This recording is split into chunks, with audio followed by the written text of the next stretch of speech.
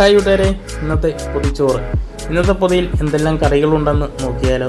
അതോടൊപ്പം തന്നെ നിങ്ങളുടെ വിലയേറിയ സപ്പോർട്ട് നമ്മുടെ കൂടെ കാണുമെന്ന് വിചാരിക്കുന്നു. നമ്മൾ ആദ്യം വെക്കുന്നത് ഒരു തോരനാണ്, കൂണ് തോരൻ. ഈ കൊല്ലം 2-3 പ്രാവശ്യം കൂണ് കിട്ടി. ഇന്നലെയും കിട്ടി 2-3 കൂണ്. അത് നമ്മൾ ഇന്നത്തെ പൊതിയിലേക്ക് വെക്കാൻ വേണ്ടി മാറ്റി വെച്ചിരുന്നതാണ്.